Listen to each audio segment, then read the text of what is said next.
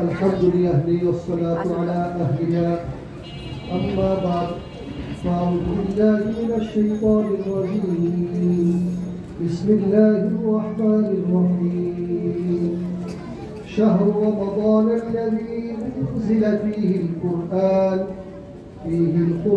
هدى للناس وبينات من الهدى والفرقان عن ابن عباس رضي الله تعالى عنهما أنه قال كان رسول الله صلى الله عليه وسلم أجود الناس وكان أجود ما يكون في رمضان حين يلقاه جبريل وكان يلقاه في كل ليلة من رمضان فيدارسه القرآن قال رسول الله صلى الله عليه وسلم أجود بالخير من الريح المرسلة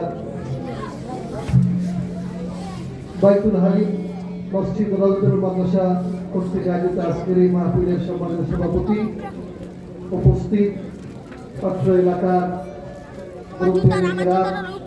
পত্র মাদ্রাসা আসাদুদ্দাহ کرام এবং তালাবায়ে ইলম সময় খুবই সংক্ষিপ্ত। আমি কোরআনে কারিমের একটি আয়াতে কারিমা তেলাওয়াত করেছি, যে আয়াতে আল্লাহ তাআলা ইরশাদ করেন আমাদের সামনে রমজান মাস, এই রমজান মাস শ্রেষ্ঠ মাস হিসেবে পরিণত হয়েছে কোরআনের কারণে।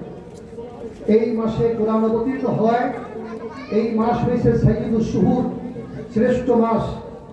বলে নামাজ আফজালুল ইবাদাত, শ্রেষ্ঠ ইবাদত হিসেবে পরিগণিত হয়েছে, যেহেতু নামাজে এই কালামুল্লাহ কোরআনে কারীম তেলাওয়াত করা হয়। বলে মক্কা নগরী, মদিনা নগরী, এক কথায় হেজাজ পৃথিবীর শ্রেষ্ঠ শহরে পরিণত হয়েছে, যেহেতু এই সমস্ত এলাকায় আল্লাহ পাকের কালাম অবতীর্ণ হয়েছে। রাসূল পাক সাল্লাল্লাহু আলাইহি সাল্লাম শ্রেষ্ঠ নবী এবং রাসূল, সাইয়্যিদুল আম্বিয়া ওয়াল মুরসালিন হিসেবে তিনি স্বীকৃতি পেয়েছেন। সাইয়্যিদুল মুরসালিন হিসেবে তিনি পরিচিতি লাভ করেছেন, এই মর্যাদা অভিষিক্ত হয়েছেন। এর কারণ হলো তার উপরে কালামুল্লাহ কোরআনে কারীম অবতীর্ণ হয়েছে। সাইয়্যিদুল মালায়েকা হযরত জিবরীল আলাইহিস সালাম শ্রেষ্ঠ ফেরেশতার মর্যাদায় তিনি যে অভিষিক্ত হয়েছেন, সেটা হলো তিনি এই কোরআনের বাহক ছিলেন। এই জন্য রমজান মাস এটা আমাদের সামনে আসতেছে। এই রমজান মাস হলো ইবাদতের মাস। আল্লামা ফজলুদ্দিন আইনি রহমানী বলছেন যে রমজান মাসে আল্লাহ পাক যে কোরআন অবতীর্ণ করলেন, আর রমজান মাসে যে হযরত জিবরীল আলাইহিস সালাম প্রত্যেক রাতে রাসূল পাক সাল্লাল্লাহু আলাইহি ওয়াসাল্লামের সাক্ষাতে আগমন করতেন আর কোরআনের কারীমের দাওয়াত করতেন, রমজান মাসে কেন করতেন, এটা অন্য মাসে কেন করতেন না? এর কারণ বর্ণনা করতে গিয়ে আল্লামা ফজলুদ্দিন আইনি বলছেন লিআন্নাহু মাউসিমুল খায়রাত, রমজান হলো সকল কল্যাণ, বলে সকল নেক কাজের মৌসুম, সকল নেক কাজের সময়, সকল কল্যাণের কি আধারের সময়। এই জন্য রমজান মাসে হযরত জিবরীল আলাইহিস সালাম প্রত্যেক রাত্রিতে আল্লাহ রাসূলের সাক্ষাতে আগমন করতেন এবং কোরআনের কারীমের কি করতেন, দাওয়াত করতেন। বলে শুধু রমজান মাসে কোরআনের কারীম অবতীর্ণ হয়নি, অন্যান্য অনেক আসমানি কিতাব রমজান মাসে অবতীর্ণ হয়েছে। ইব্রাহিম আলাইহিস সালামের উপরে যে সহিফা অবতীর্ণ হয়েছে, সহিফা ইব্রাহিম রমজান মাসের পহেলা রমজান অবতীর্ণ হয়েছে। হযরত মূসা আলাইহিস সালামের উপরে যে তাওরাত কিতাব অবতীর্ণ হয়েছে, রমজান মাসের 6 তারিখে অবতীর্ণ হয়েছে। হযরত ঈসা আলাইহিস সালামের উপরে ইনজিল কিতাব অবতীর্ণ হয়েছে, তা রমজান মাসের 13 তারিখে অবতীর্ণ হয়েছে।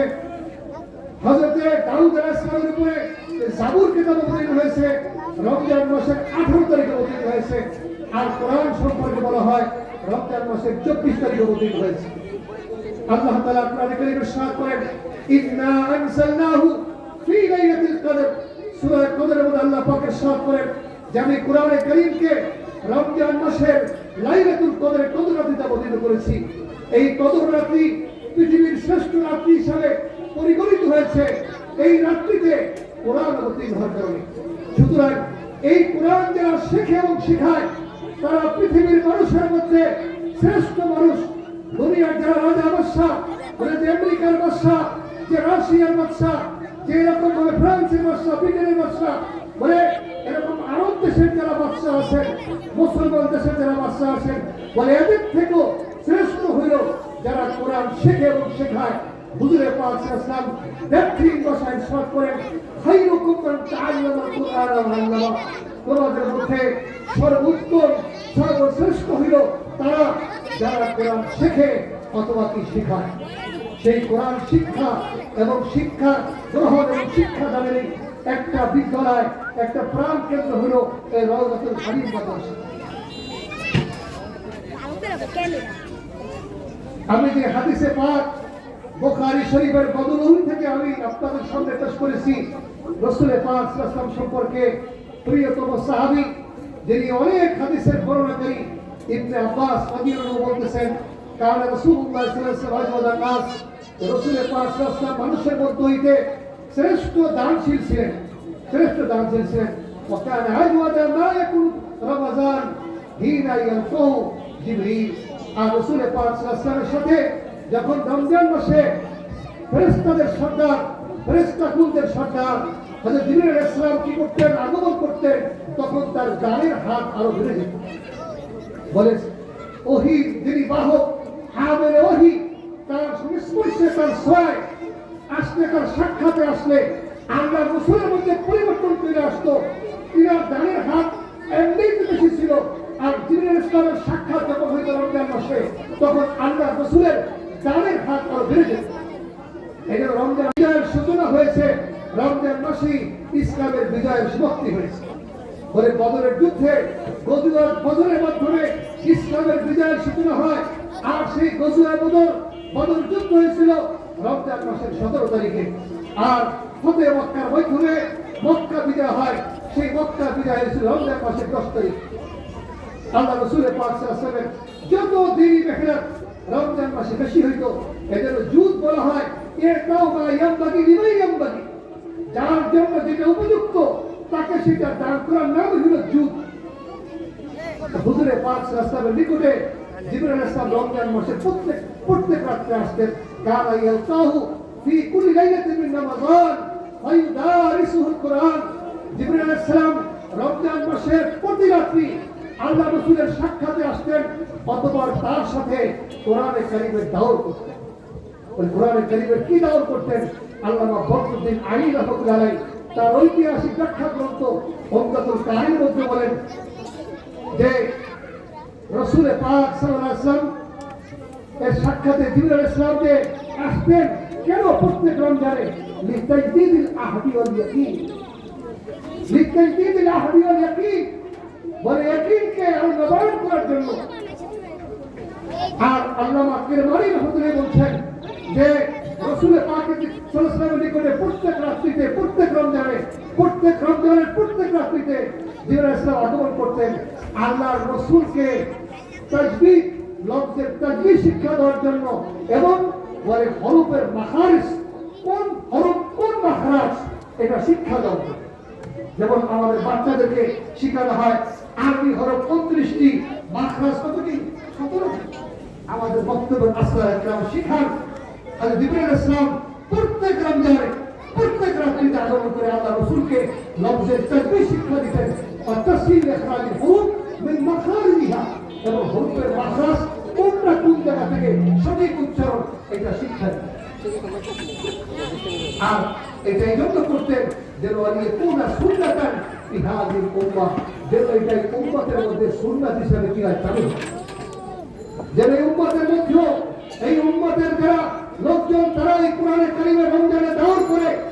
এই জন্য রমজান মাস শুধু রোজা রাখার মাস না, রমজান মাস শুধু তারাবি পড়ার মাস না, রমজান মাস হলো এই যে রমজান মাসে কোরআন অবতীর্ণ হয়েছে এই কোরআনের দাওয়াত করার মাস, কোরআনের চর্চা করার মাস, কোরআনের বেশি বেশি তেলাওয়াত করার মাস।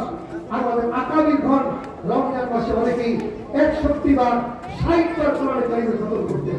ইমাম আযম আবু হানিফা রাহমাতুল্লাহ আলাইহি রমজানে 61 বার কোরআনে কারীমের খতম করেছেন। শাইখুল হাদিস মাওলানা জাকারিয়া রাহমাতুল্লাহ আলাইহি তার জীবনের মধ্যে আছে, তিনি প্রত্যেক রমজানে 61 বার থেকে 60 বার কোরআনে কারীমের খতম করছেন। এই জন্য আমরা সামনে রমজান মাস শুধু রোজা রাখা থেকেই আমরা যথেষ্ট মনে করবো না। রোজা রাখার পাশাপাশি, সিয়াম সাধনার পাশাপাশি এই কোরআনের চর্চা আমরা লিপ্ত হব। যারা আমরা কোরআনে কারীমের সহিহ তেলাওয়াত করতে পারি না, আমরা রমজান মাসে আমাদের মসজিদের ইমাম সাহেবের কাছে, মুফতি সাহেবের কাছে, আশেপাশে অনেক মাদ্রাসা আছে, এই মাদ্রাসার ওস্তাদের কাছে, এই ছাত্র ভাইদের কাছে, এই মসজিদের মুয়াজ্জিনের কাছে, হাফেজ সাহেবের কাছে আমরা কোরআনে কারিমের সহিহ তেলাওয়াত করি। বেশি কঠিন জিনিস না, মাত্র 30 দিন যদি আপনি এই হরফের মাখরাজ এবং সিফাত শেখেন, হরকাত চেনেন, এরপরে হরফের গঠন প্রণালী শেখেন, আপনি কোরআনে কারিম ইনশাআল্লাহ বিশুদ্ধভাবে তেলাওয়াত করতে পারবেন। নামাজের মধ্যে কোরআনে কারিম তেলাওয়াত করা ফরজ। যদি আমার তেলাওয়াত শুদ্ধ না হয়, আমার নামাজই হবে না। আর হাদিসে বলা হয়েছে রুব্বা কারিম ইয়াকরাউল কোরআন আল কোরআন ইয়ালআনুহু, অনেক লোক কোরআন শরীফ তেলাওয়াত করে অথচ কোরআন তার উপরে লানত করে। আমরা কোরআন পড়তেছি, অর্থ বিগড়ে যাচ্ছে, এই তেলাওয়াত দ্বারা কোনো ফায়দা হইতেছে না, বরং গুনাহ হইতেছে। এই যে রমজান মাস যেহেতু কোরআন অবতীর্ণের মাস, অনেক আসমানি কিতাব সমূহ অবতীর্ণের মাস, এটা ওহীর এই মাসে অনেক বারাকাত থাকে। ওহীর এখানে ঘ্রাণ পাওয়া যায়, আসরাত পাওয়া যায়, প্রভাব পাওয়া যায়। এই জন্য রমজান মাসে আমরা কোরআনে কারিম নিয়ে আমরা চর্চা করব। বিশেষ করে যারা আমরা কোরআনে কারিমের তেলাওয়াত করতে পারি না, তা আমরা তেলাওয়াত শিখবো। আর যারা তেলাওয়াত শিখছি তারা বেশি বেশি কোরআনে কারিম খতম করবো, তাহাজ্জুদের মধ্যে পড়বো, নফল নামাজে পড়বো, দিনের বেলায় আমরা তেলাওয়াত করবো। যদি এরকম না হয় যে আমার পিতা মাতা মারা গেছে, আমি সবকে বললাম ভাই আমার আব্বার জন্য একটা নতুন শিব করে আর তারা কিছু টাকা দিলাম, এটা না। এই দায়িত্ব আমার। এই কোরআনের হক হলো কোরআনের কারিম তেলাওয়াত করা। এদের হাকিমুল উম্মাত মুজাদ্দিদ বিল্লাহ আশরাফুল মুফাসসিরিন বলেছেন, যখন তিনটা জিনিস থাকবে না তখন কিয়ামত একেবারে কাছেই চলে আসবে, কিয়ামত হয়ে যাবে। একটা হলো তেলাওয়াতে কোরআন, তাযীমে কোরআন আর তাকরীমে হামিলে কোরআন। তেলাওয়াতে কোরআন, তাযীমে কোরআন, তাকরীমে হামিলে কোরআন। যখন কোরআনে কারিমের তেলাওয়াত থাকবে না, কোরআনে কারিমের সম্মান থাকবে না, আর কোরআন ওয়ালাদের তথা উলামায়ে কিরামের, উলামায়ে দ্বীনের যখন সম্মান থাকবে না জাতির কাছে, জনগণের কাছে, তখন কিয়ামত অতি নিকটে চলে আসবে। এই জন্য রমজান মাসে আমরা কোরআনে কারিম তেলাওয়াত করব। এটা বলা হয়েছে আলিয়াকুনা সুন্নাতান ফি হাযিহিল উম্মাহ, এটা এই উম্মতের মধ্যে এটা একটা যেন সুন্নাত, এই নিয়ম চালু হয়ে যায়। আল্লাহ রাসূল পাক সাল্লাল্লাহু আলাইহি ওয়াসাল্লাম যেরকম জিবরাইল আলাইহিস সালামের সাথে কোরআনে কারিমে দাওয়াত করছেন, মাখরাজ শিখছেন, লফজের তাজবীজ শিখছেন, তো আমাদের শেখা তার জরুরি। এজন্য আমরা যারা যুবক ভাইরা আছি, মুরব্বীরা আছি, আমরা কত কিছু পারি, ইংরেজি পারি, আমরা সাহিত্যের চর্চা করি, জ্ঞান বিজ্ঞানের চর্চা করি, প্রযুক্তির চর্চা করি, কত কিছু করি। সেই টাচ মোবাইল মাশাআল্লাহ ছোট ছোট মানুষ আমরা দেখতে পারি, সব কিছু বুঝি, কিন্তু আল্লাহর কালাম করতে পারি না। এটা অনেক বড় দুঃখজনক ব্যাপার। হযরত শাহ ফজলুর রহমান গাজীপুরাদাবাদী রাহমাতুল্লাহ আলাইহির এক মুরিদ ছিলেন, পুলিশের এসপি। উনি একবার দিল্লিতে যাচ্ছিলেন, হঠাৎ করে দেখেন যে একটা লাশ নিয়ে অনেক লোক কান্নাকারি করতেছে। উনি জিজ্ঞেস করলেন, তোমরা কেন কান্নাকারি করতেছো? যে আমার আব্বা মারা গেছে, কিন্তু আমার আব্বাকে জানাজা দেওয়ার মতো কোনো লোক নেই। আপনাকে আলেম মনে হয়, আপনি আমার আব্বা জানাজা পড়াই দেন, তাহলে আমরা তার দাফন কাফন করতে পারবো। তো তিনি জানাজা পড়ালেন, সাথে সাথে তিনি তাদের দাফনের কাজে, কবর দেওয়ার কাজেও শরীক হইলেন। দ্রুত দিল্লিতে চলে গেলেন। একটা গুরুত্বপূর্ণ কাগজ তিনি পাচ্ছিলেন না। তখন তার সন্দেহ হইল, ওই যে কবর দিছিলেন, কবর দেওয়ার সময় যে ঝুঁকছিলেন, ঝোঁকার কারণে এই বুক পকেট থেকে হয়তো বা কাগজটা কবরের মধ্যে পড়ে গিয়েছে। তিনি সেই কবরের স্থানে এসে আসলেন, কবর খনন করে ওই কাগজটা পাইলেন, দেখলেন পুরো কবরটা একটা বাগানের মধ্যে পরিণত হয়ে গেছে, ঘেরান আর ঘেরান। তখন তিনি তার স্ত্রীকে পর্দারে জিজ্ঞেস করেছিলেন সংক্ষিপ্ত ঘটনা, যে আপনার স্বামী কি আমল করতো যে তার কবরের মধ্যে আল্লাহ পাকের নেয়ামত দান করছেন? তখন তিনি তার স্ত্রী বলছিলেন যে আমার স্বামী তেমন কোনো আমল করতেন না, তিনি মূর্খ মানুষ ছিলেন। তিনি ফজরের নামাজের পরে এই আমাদের তাক থেকে কোরআনে কারিম হাতে দিতেন, আর বুকে জড়াইতেন আর চুমা দিতেন, আর বলতেন তুনে সস্তা, তুনে সস্তা, তুনে সস্তা। যে হে আল্লাহ, আমি চোখ থাকতে অন্ধ মূর্খ, আমি তোমার কালামকে তেলাওয়াত করতে পারতেছি না, আমি মূর্খ। আমি হে আল্লাহ এতটুকু বলতে পারি, তুমি তোমার কালামে যা বলছো সব সত্য, যা বলছো সব সত্য।